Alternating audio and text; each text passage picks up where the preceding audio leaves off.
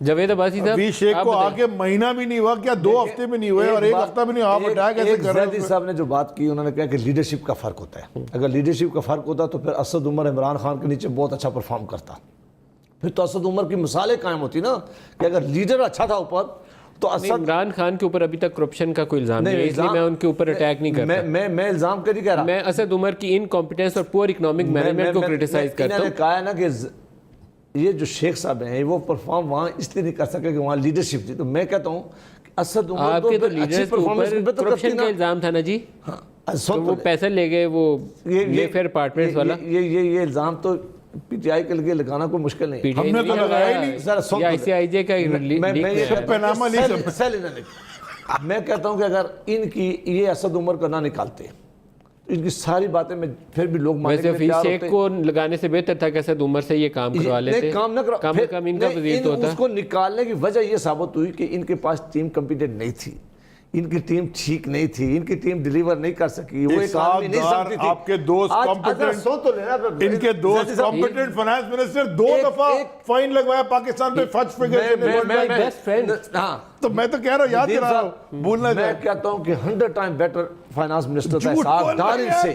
اسحاق ڈار کے زمانے میں آپ چیزیں، اسحاق ڈار صاحب کو اکانومی ملی کہاں تھی اور وہ اکانومی کو لے کے کہاں تک پہنچے تھے. جب پیپلز پارٹی کا دور ختم ہوا کیا اس ملک کی اکانومی تھی اور اسحاق ڈار صاحب نے جب متاثر ہو گئے. ایک بات علی زیدی متاثر ہو گئے. علی زیدی صاحب کی حکومت نہیں ہے، یہ بیچارہ بھی کسی وقت بھی اسی طرح شکار ہو جائے گا جو اسد عمر اور اپنے پاس فواد اپنے بارے میں کہتے تھے کہ ہم بڑے سٹرانگ ہیں.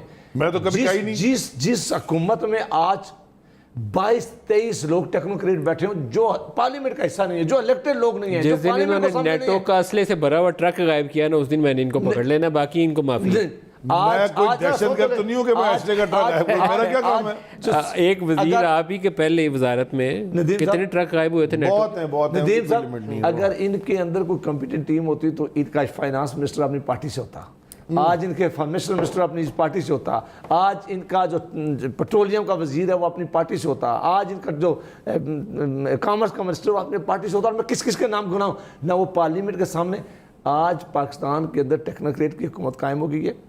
جو سب سے بڑا ظلم کیا انہوں نے اس حکومت نے، ان کو چونکہ پتہ ہی نہیں تھا، انہیں اکانومی کا پتہ ہی نہیں تھا، یہ لوگوں کو بیٹھ کے نعرے لگا رہے تھے. جس ملک کا وزیر اعظم اوتھ لینے کے بعد قوم سے تقریر کرتا اور کہتا ہے کہ اگر ملک کا وزیر اعظم دنیا میں کہیں مانگنے عمران خان گیا تو اس لوگوں کے جو ہے سر جھک جائیں گے، میں کبھی ایسا کام نہیں کروں گا. اور ٹھیک 1.5 مہینے بعد دنیا کے ایک ملک میں مانگنے کے بیچارے کو مجبوری تھی تو پہلے پتہ ہونا چاہیے تھا. وزیر اعظم آپ بننے جا رہے ہیں تو آپ پہلے فائنانس والوں سے کہیں کہ مجھے بریفنگ دیں. $19 ارب کی کرنٹ اکاؤنٹ ڈیفیسٹ ہو تو پیسے مانگتا کس طرح تھا جا کے. ساری دنیا میں جب بھی انویسٹمنٹ کانفرنس میں جاتا تھا کہتا تھا میں اس ملک کا وزیر اعظم ہوں وہاں سے آؤں جو سارے چور و ڈاکو رہتے ہیں. سارے سب کو کہتا تھا، گورنمنٹ کو نہیں وہ کہتے تھے اس ملک پارٹی اور نون لیگ کی حکومتوں کو